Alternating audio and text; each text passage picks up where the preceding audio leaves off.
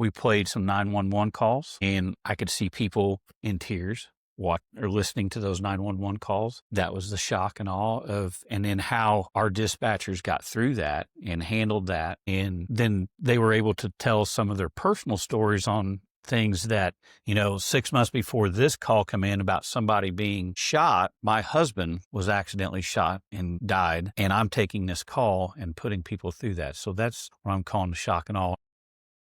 Welcome to In Brown County, your front porch to the people, places, and stories that make Brown County, Indiana, one of a kind.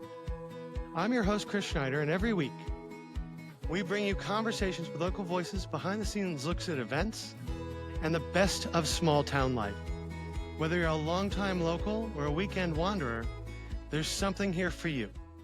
Let's get into it. Today on In Brown County, we are joined by two wonderful guests, Andrea Swift-Hanlon, who is the president of Leadership Brown County, and Sheriff Brad Stogsdill. And we're going to talk a little bit about the Citizens Academy that Leadership Brown County recently wrapped up with the Sheriff's Department.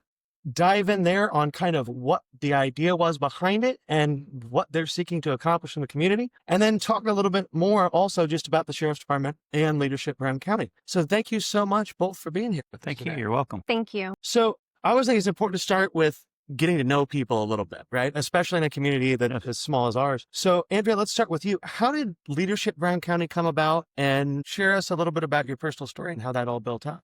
So Leadership Brown County has been a part of our community since 2003. It's been an important organization in getting folks networking and connected in our community and educating them about different programs, businesses, and organizations. How I got involved was I was born and raised here, and then I moved away, as a lot of people do. And then my husband and I decided that we wanted to raise our family here. So we moved back in 2018. And I decided that I really wanted to get into a program that would reconnect me with my community and kind of find out where my niche and my connection would be here as an adult. So I did the program in 2021 and loved it, graduated in 2022. And then the board at that time was ready to transition. So our graduating cohort was invited to join the board, and we took it over and started to look at it and really look at the program and say, how can we adjust it, add new content for the world and our community that we live in now? And so that's how I became a part of Leadership Brown County, not knowing, I went into it thinking, I'm just going to go to get connected, and then found that this was really my place, was to be a part of leadership. It's really my passion. It's an amazing story. And then Brad, I know you've been with the Sheriff's Department for over 30 years. 30 Yes. I had read. Yes. So how'd you get into law enforcement, and what's that journey over the last 36 years been? The reason I got into law enforcement, again, I grew up here. My dad became a conservation officer in 1973 and was assigned to Brown County. We made the move all the way from Unionville, Indiana to Brown County, where we lived at Wabash Apartments at first, and then we ended up residing in Belmont all through my years. But watching Dad be a law enforcement officer here in the community sparked my interest in law enforcement. Knowing all the officers here and everything really piqued my interest. After graduating high school here, I went through K through 12 here in Brown County, and I think we moved here when I was 4 years old, like I said, from Unionville. So I went to Vincennes for law enforcement, and I minored in conservation law, and my thoughts were to go in conservation law. But then I did an internship with the Sheriff's Department, who Andrea's grandfather was the sheriff at that time. So after doing that, I just switched. I saw the community connection there to my hometown, everything different. Like you can do everything law enforcement as a sheriff. And, I could go out and make poaching cases. But I felt like the connection to my community was stronger as a sheriff's deputy, which is what I wanted to be at the time, than being a conservation officer. Not that they're not involved with their community or anything. I'm not knocking any departments, but I just felt a stronger connection to the sheriff's department and the broad range of everything that we get, that we do, and the way that, I can go out and I can work traffic, I can work drug crimes, I can work all kinds of different things. But I also get to help my community in a lot of ways that, that local police get to help that like state agencies don't always get to do. And so that's what brought me here to the sheriff's department. I got out of Vincennes University. Dave Swift, her grandfather, called me and said that he wanted me to be a reserve officer. I said, well, Dave, I'm only 20. And he goes, well, I can waive that. Turns out he technically couldn't, but he did anyway. So I was a reserve officer for about a month, and then a jail position opened up, and he again asked me to take that spot. I did, and the rest is history. I've worked my way through the ranks. Like I said, I started in the jail in March 9th of 1989 was my first official full-time day, and I went on the road in 92. Worked my way through the ranks, all the way from chief deputy to now sheriff. It's been a very rewarding career. I love it here, and working for my hometown is, it's been a blessing. I can imagine that would be. Now, so both of you, obviously, you have a connection that goes back decades. Yes. But how did the partnership come together between Leadership Brown County and the Sheriff's Department to form the Citizens Academy? Well, it's kind of a funny interwoven story, really. Yeah. Firstly, Leadership Brown County and the Brown County Sheriff's Department have a connection because we have a good collaboration already that's been longstanding, because the Sheriff's Department helps us lead our Emergency Services Impact Day through our 8-month cohort every year. So we already had this established day that we were working with the Sheriff's Department. And then within the last couple of years, we've really kind of upped the ante every year, kind of tweaking and changing things. And I think both sides were like, oh, this is exciting. This is fun. We're kind of like really challenging ourselves. There might be something here. Also, in my previous career, so I have a background in theater. I have a degree in theater. I've worked in entertainment for years. With that, various jobs and things like that. But I was the director of operations for the Music Center for 4 years. And I worked very closely with the Sheriff's Department because they were the security, still are, I believe. We worked closely as the director of operations. In charge of that at the time. Yes. So they were working as security, still are, and I worked with them to help facilitate those operations for events at the Music Center. So I got a very close, intimate look of the Sheriff's Department operations and how that works, and learned a lot from them too. And so that developed a working relationship on that end as well. Also, we have folks on our board who do volunteer work here. We have a pastor who does work with like addiction and things like that. So we have a lot of just community overlap and connection. So I think that's really kind of how it started. And then Brad, I knew from conversations that we have had over the years, he was like, I would someday really like to have a Citizens Academy program. And then we just kind of kept upping the ante with our Emergency Services Day. I came over one day and we were having a chat, and he brought it up again. And I said, listen, I think Leadership Brown County would be a good fit. You could do what you need to do, but we could help write curriculum, help facilitate. So we brought it back to our board, unanimous, like, yes, let's do it. 3 months later, we had a Citizens Academy. We did. And I couldn't be prouder of what we did. Yeah. And so for this group that you just did, which if I'm remembering properly, ended right around the end of August, that was kind of your beta program. So it was kind of testing the waters. So let's talk a little bit about what happened in August with these folks. Like what is Citizens? A lot. Yes. So there's an extreme amount of effort put in by the leadership group to try to organize everybody to get them signed up and everything. And that's what helped me immensely, was I could focus more on the curriculum and getting everybody set up through my department. This is what we're going to do. This is when we're going to do it. And I could allow Andrea and her team to get everybody here, organize that, organize a schedule. I'm like, okay, this is what we're going to do. We're going to put it into a schedule. So that really helped me take a lot of that part off my plate, so I could focus more on the curriculum and what we were going to provide for the Citizens Academy. But the Citizens Academy, I mean, there's been departments do it for years. It's kind of how you develop your own. And it's, I was talking with leadership group. We're like, okay, this is kind of what my goal and ambitions are with it. And we all kind of met those same with through leadership. That's their kind of partnership with that. What they do, it just meshed very well together. And so we were able to provide 4 days of kind of some shock and awe and some really cool, this is what we do stuff, and allowed some participation in this is what we do. This is some of the things this is how we train. This is what we do here. My true goal was to build strong relationships with our community, which we have pretty strong relationships anyway, but I want to just always grow that.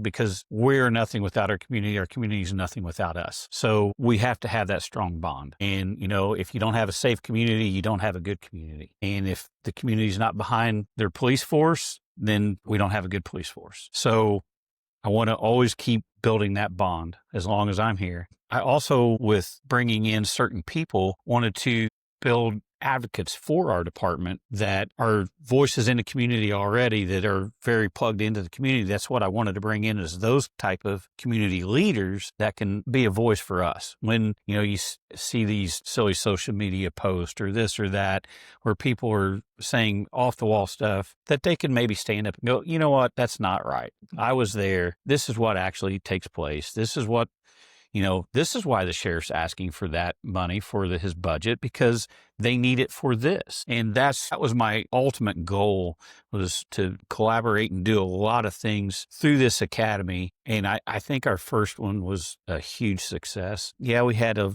few glitches to work out, but just timing wise, there's so much material that I think that was our biggest thing, is like we just overran on time. And I knew that was probably going to be an issue, but we got through it. And I think everybody understood that and was like, we gave an option. Hey, we know we're running short on time, but if you want to leave, you can leave, but we got more to go. And only 1 or 2 people had different nights had to leave because of their other obligations. And we were very clear going into this. This is a beta program. Like, this is an experiment, this first round. Like, we're inviting you to come and give us feedback. And there are going to be things that we know we're going to have to work on. And I think that's something that I notice between both your department and our organization, is that we're both very open to feedback, because they're constantly retraining, reframing, refocusing.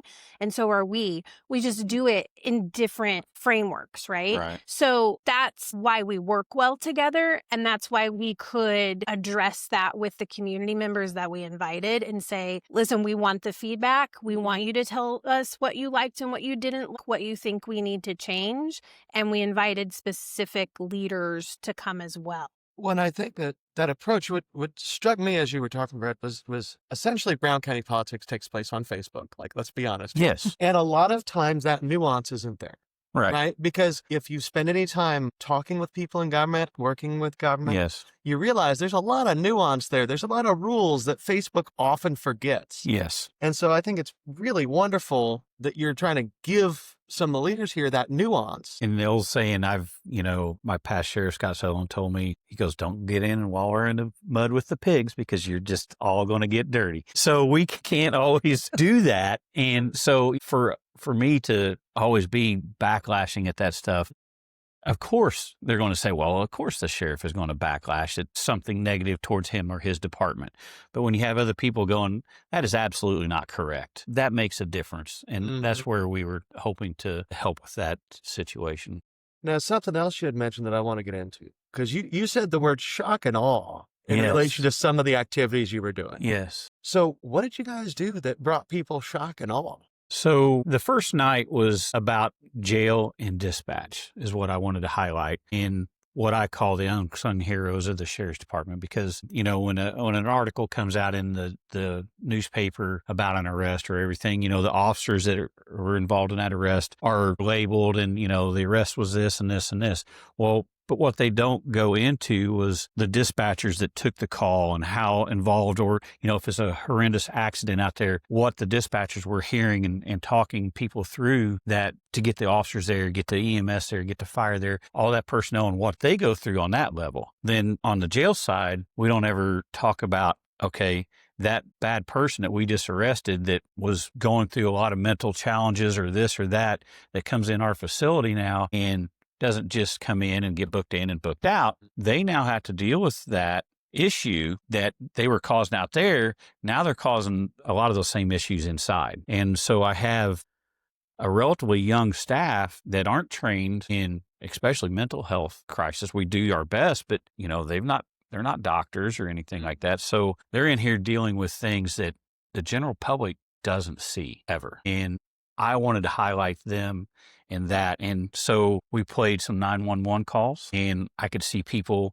in tears listening to those 911 calls. That was the shock and awe and then how our dispatchers got through that and handled that. And then they were able to tell some of their personal stories on things that, 6 months before this call come in about somebody being shot, my husband was accidentally shot and died, and I'm taking this call and putting people through that. So that's what I'm calling the shock and awe. And it also went through with the officers on body cams and things like that of the situations we deal with. And, yes, we are a very low crime community, but we still have things bad happen here. And I wanted people to realize that as much as some people call this Mayberry, it is not Mayberry. We have things that really happen here that my people have to deal with. Yes, they signed up for it, but I think the general public doesn't realize how serious some of these things are and what that can cause in their personal lives, dealing with their personal lives, and then throwing things that come up here that are like, oh my gosh,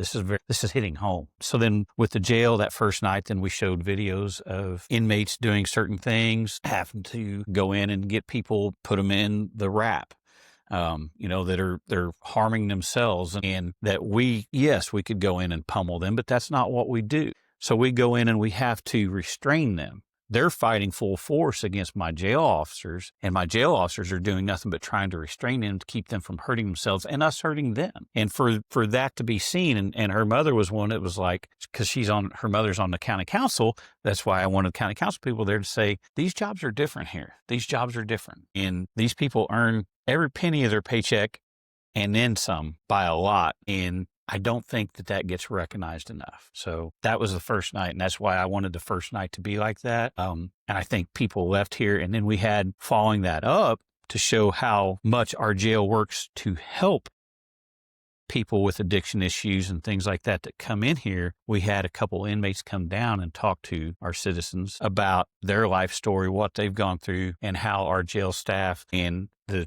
treatments and the things that we offer for them to help them better themselves and not come back. And I think that just I think the first night I left there, I was overwhelmed with pride. It's incredibly impactful because I think a lot of people have this idea of what it is behind the scenes because we see a lot of things in the media, or we see TV shows like Cops, or, things on Dateline or whatever. But then when you see people that you walk down the sidewalk with every day, or you go to church with, you're in other organizations with, maybe you went to high school with them, and then you see them doing their best to keep themselves safe, keep an inmate safe, do all of these things. And they're really superheroes behind the scenes, and they're trying to help, not hurt. It gives a completely new perspective. And I think that was a huge enlightenment for people. Yeah, which was one of my biggest goals. Yeah.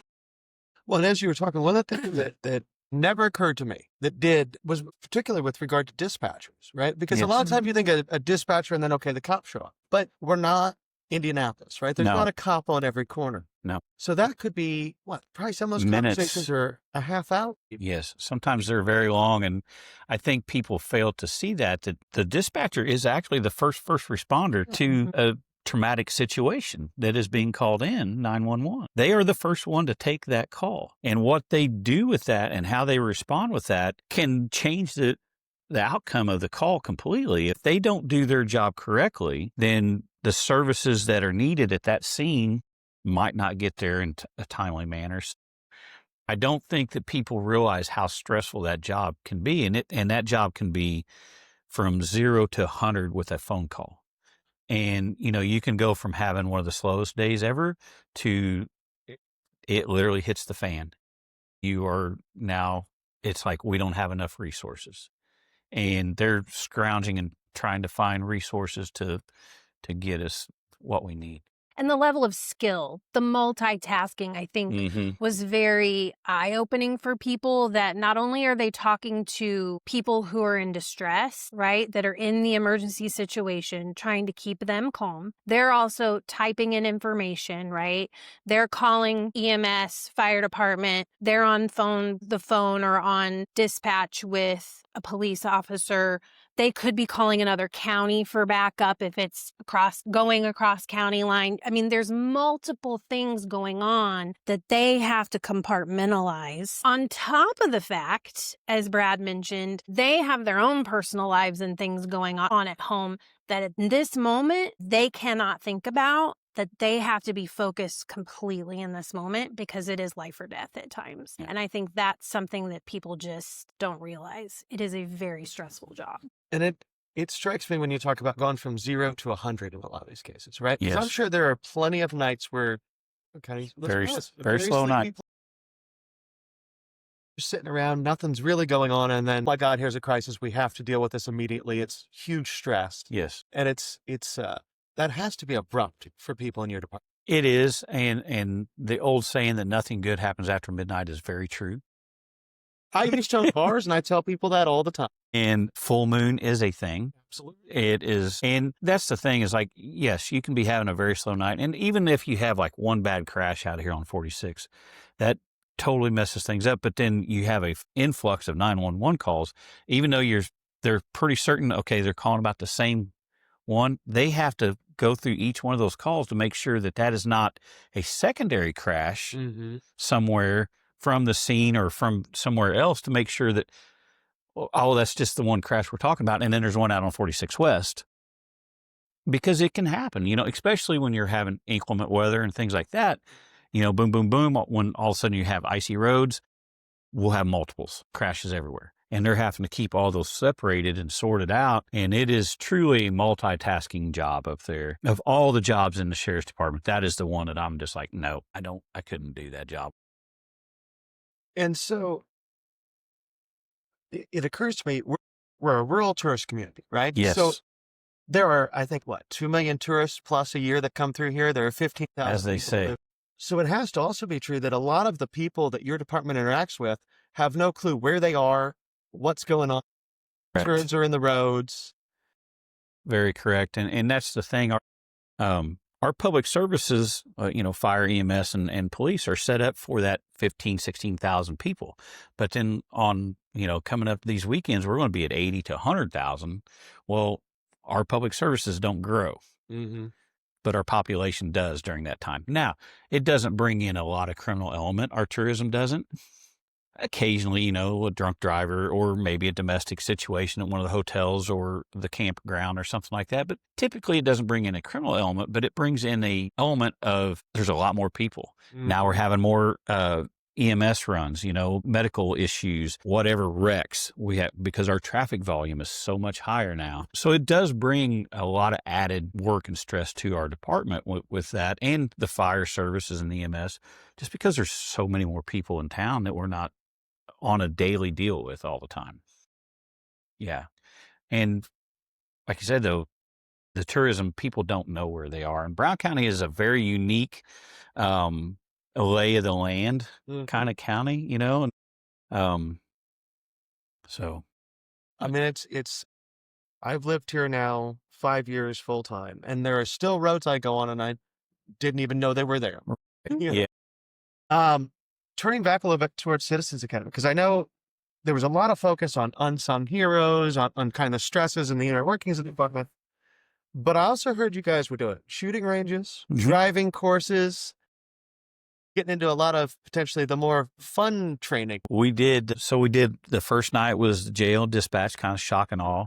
The second night was EVOC, which is our emergency vehicle operation course. And that was, so we try to do shock all, fun, shock all. Fun. And yeah, People to a end little with, breather. keep it like that. So, so we rent a space there at Columbus Airport, the Cummins hangar area. They let us use that as our EVOC course. And we took some people out. I took Andrea for a pretty good ride. So we showed them, what it takes what we had to do to keep up our driving skills and everything. And those courses are set up in a very controlled environment. So it teaches officers how to push the limit, but then back off of that. So it shows them what the limits of their car can do. But then you throw real world scenario into there, and deer and sticks in the road and, everything else like that, other vehicles and traffic. It teaches them this is how far I can go, but I need to back it down to here to always be safe. And so with that being said, we jumped in a car and I showed them what the limits of a car, and some of the other officers that were doing that, we were doing different vehicles, and that was a fun night. I think everybody thoroughly enjoyed. It was fun. Andrea, looking at your face, it seems like you're recollecting a mixture of a lot of fun and a little bit of... I will incriminate myself here. I, in the past, have had my own... I've been pulled over a few times. Okay. Speeding issue. If I'm a mother now, I have since handled that. So I like speed.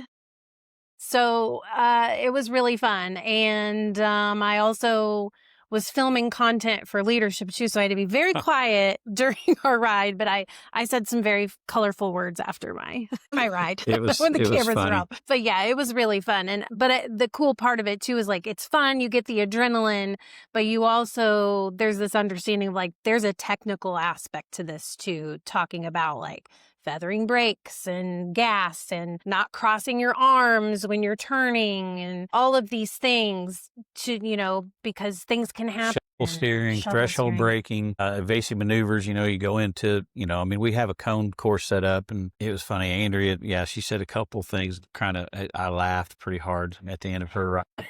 The school superintendent, I took Emily for a ride, and after 2 laps, I was like, okay, you good or you want one more? And she's just like, one more. And so that I was like, all right. And I just hammered down and just kept, I did one more lap, and her eyes were, she was, we have some pretty good action shots on our Leadership Brown County page and on the Sheriff's Department page of that night. If people want to check it out, we have a pretty good reel of what we did. Nashville PD allowed us to use one of their Chargers. So we run all SUVs, and they run pretty good. And our guys can run them pretty fast and through the course pretty fast. But the Chargers by far handle better and are a little bit more. So, Kenny Murphy allowed us, he kept one there for us because he was helping train as well. And their department we coincide and train together, which is a great thing to do with limited resources. That's the best option Brown County has. So he allowed us to drive one. And so I might have thrashed it a little bit, but it was fun. Right? It was fun. And then so night 1 was shock and awe. Then we had driving. What was night 3 like? So night 3 was, I brought in the road officers, and so one of the things through all this academy, I wanted everybody to know as many people in my department as they can meet. So when they see that person out here on the street, they know. So I had all the officers come in, introduce themselves, give a little bit of their background. And then we did a jail tour, and then we did the stops class that night, didn't we? Nope, that was Saturday. We did. That was Saturday. We did video footage. Mm-hmm. And the jail tour took a little longer than, which is one of the things I think we're going to work on. We're going to split that groups, make it easier to get everybody through. So things went a little long, and on the 3rd night, so we didn't get to show all the videos, but we showed an officer-involved shooting that we had here in our county not too long ago. And for them to see that and have the officer there can talk through it and what that has done to him emotionally and everything to deal with, I still get choked up. So again, it was the shock and awe of, wow, things can happen in Brown County. And it's It's multi-leveled, right? Because these officers are our community, and they're our community members, and they're people that, our kids go to school with their kids, and we go to church with them, or our kids play ball together, or we work together in different organizations. And so when you have heard about the situation, whether they've told you or it's been in the paper or you've heard other people talk about it, but then you see it, and then there's a visceral emotion there. I know for me personally, like I had to really decompress because that particular person I know personally, and it was one of those things where I didn't expect to be as affected, and I was very affected. And I think the piece that people forget is that there's families involved, right? Mm-hmm. Not just the families of victims or the people that are committing crimes, but the families of officers. And when he said, call my wife, I think people forget that they're wives and children and husbands and spouses and parents, that care about them when they're working. And that's a big piece. So sometimes they're at home listening to a radio and not knowing the fallout. And these guys carry a lot. These men and women carry a lot. So I think that's a piece too. It's like when you see someone in the community and you may have an opinion about it, whatever side, give them some grace because they have families too. And they have people that they love. They have kids, And that's for me, even just like with my own connection, having a grandfather that was in law enforcement, I was young, but like those are things that I still carry with me of things that happened and things of being young and how it affects our family. Like that's the piece that I want people and why I'm so passionate about this is that there's a whole string of people that are involved. And with this, we wanted to show our human side as well. Sometimes, and as, lately, I feel like the tide is changing back. But, police officers and stuff have been villainized and things like that so much. There's certain things of right, wrong, or indifferent. I just wanted to show that we've got a lot of good people here that care about their community, that's paying them to do their job. Yeah. I've got a wonderful staff. Well, and I think that is so important for people to remember because there has been so much vilification of not even police, but the idea.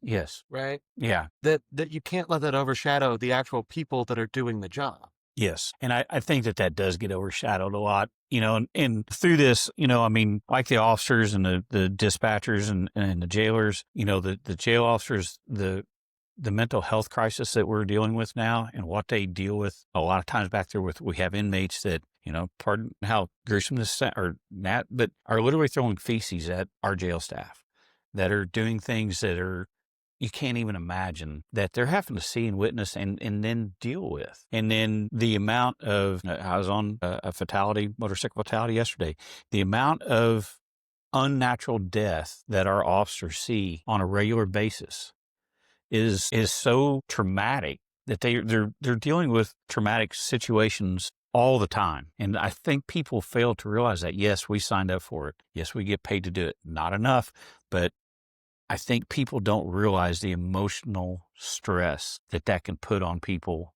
that work here on a daily basis. And a class I went to this summer, an officer from West Virginia said that, and he was an officer, the amount of suicide that police officers go through, and he had written his suicide note. He's got a book out and everything. Really good instructor. And he talked about a normal citizen see and live through 3 to 5 traumatic events in your life. That's whether you're involved with a bad wreck that somebody died or some bad incident happened in your life or that that someone went through this bad incident.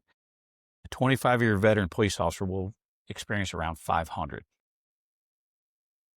traumatic events that we're dealing with people's worst day of their lives. So I wanted to show our community that, hey, these guys have a lot of emotional stress on them. They see and deal with a lot of trauma. And I, like her mom and the other council and the commissioners there, that's why I wanted them there, because I want them to know when we're asking for raises and we're trying to keep this department alive to keep them from going to other communities that pay more, why I'm asking for that and why it's important to keep experienced people here. And so I think that hit home with those people a lot that was on those councils. Hey, this is what you're paying for. And if it's not, this is what you get. And I'm not knocking any other jobs in the county, but our jobs are way different. And for years, when we go ask for money, every time we would go ask for money, the rest of the county employees would say, well, you can't give it to them without giving it to us. Well, there's a difference here. And I wanted to show that difference. And I'm not knocking anyone's job. Everybody's job in this county is very important and has to be done and has a place. Our jobs are different. One of the things that's always struck me about Brown County, and particularly in Nashville, right? Look at how much merchandise the shopkeepers leave outside. Yes. Right? That is a clear indication that, hey, we don't have a crime issue. But I think sometimes people look at that and they go, we don't have a crime issue, so crime doesn't happen. Right. Where it's, we don't have a crime issue because you guys are out there making sure that it doesn't become an issue. Yeah, I mean, we have a good force here, but it is a good community, but it doesn't mean bad things don't happen. I mean, we literally a few years ago worked a murder over a property dispute on placing a mailbox. And so that's how things can go south, and knock on wood, we don't have a lot of murders here. I'll turn on a TV and watch Indianapolis news. No, we don't have that. Thank God. But it's not that it doesn't happen or can't happen tonight. And so that's what we wanted to show. We wanted to just show our community that, hey, we're here for you, but we need you with us as well. And how do you think that message got through? I think so. Yeah, I think so. Yeah, on multi-levels. Yeah. I think there was a realization of what happens behind the scenes. Mm-hmm. Why there's needs financially, fiscally, and also why there's a need for that community support and advocacy too. Yeah. Well, we're getting a little short on time. So we need to get towards wrapping up. But before we do that, Andrea, to really quickly tell us, because we have Citizens Academy as part of Leadership Brown County. We also have your regular 8-month program. Yes. That I know happens every fall. Yes. Or starts every fall. Because it's 8 months.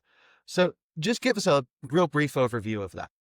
Yeah. So Leadership Brown County's mission is really to plug people in to networking within the community, provide leadership skills and collaboration, and get people moving and going and starting things within the community. And so it's an 8-month program. It meets once a month. So it's October through May. And we go all over the place in Brown County and then sprinkle in a lot of leadership in there as well. Our registration is currently open. You can find that registration link on our Facebook page, which is Leadership Brown County. If you're not on social media, you can email us at leapbrowncounty@gmail.com and we can send you the link.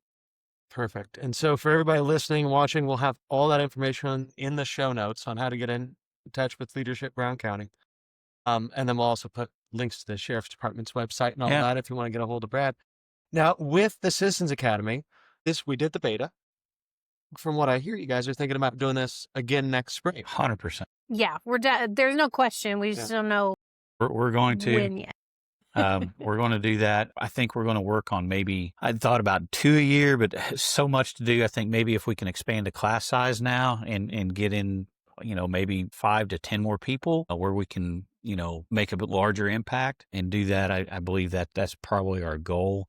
And we're just going to have to work on our scheduling and making some things, tweaking some things a little better. Like I said, the last day, real quick, we did stops class here where they got to play the officer role and the officers were the bad guys in the cars. That was a lot of fun. I think everybody had a lot of fun. We did it with airsoft. I think officers had the most. Yeah. And they could act out and just watching them assume that role as an officer and not knowing what's going to happen when they approach a car.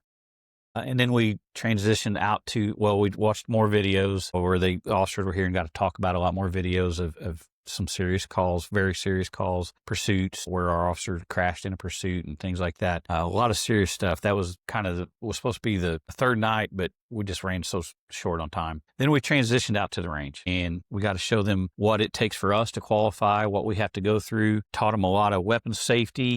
And then we offered for those that were willing to shoot. Some people were very apprehensive, but we got them up there and showed them everything and made sure everything was completely safe. And I think some people were able to overcome some fears that they were very apprehensive about. And that's kind of the role of Leadership Brown County too, is that we participate as well. So we really watch and we step in and help encourage without fear and really step in and do things and try things and get people excited and motivated. And we had some people overcome some fears, which was really cool and exciting. Yeah, it was very nice. And then, we had the graduation out there, and it was awesome. I mean, I couldn't. Thanks Fed 'em again, some Andrea. good food, and thank you. It was really exciting. So if somebody wants to get in on the next cohort, I assume that would be just to reach out, Andrea, to you. Just email us or message us on Facebook, the same information, and then we're compiling a list. Okay. And when we're ready to launch, we'll contact folks. So we'll have all that again in the show notes so that everybody can find it and get in touch with you guys. Now, before I let you go, 3 quick questions that I ask every person I have on the podcast. Okay. So what is one word that describes Brown County to you? Home. Community. Home too. That's a good one. Those are both really good. I like yours. Home. Yeah, I like It's home. These are my people. Home. What is a favorite local meal or treat? Ooh, favorite local meal. I got mine because it's fall. Pumpkin ice cream. We're like the OG on the pumpkin ice cream. Like, it doesn't get any better in Brown County. Kind of a connoisseur. Just saying. So since I live with the owner of my girlfriend, Casa del Sol, my favorite meal is going to Casa del Sol. Good answer. Getting a good bowl of cheese queso, and then all of it's good. So I just vary back and forth. Definitely a place I tend to go.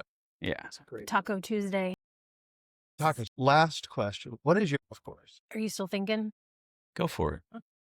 With my family, and I'll go because it varies season to season, but since it's fall, I would say playing outside and like having a really good campfire and like listening to music and hanging out with friends and family.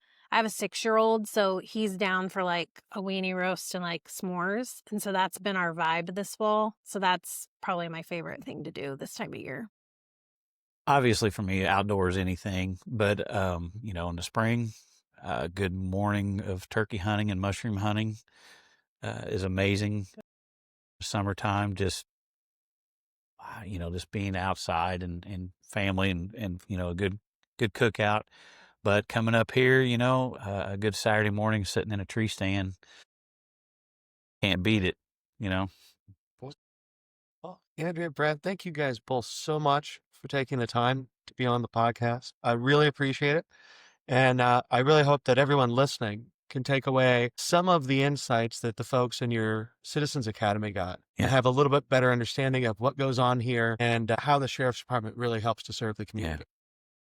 Thank you. Thanks for joining us on In Brown County. If you like today's episode, be sure to follow, leave a review, and share with someone who loves Brown County as much as you do. We'll see you next week, right here on the front porch.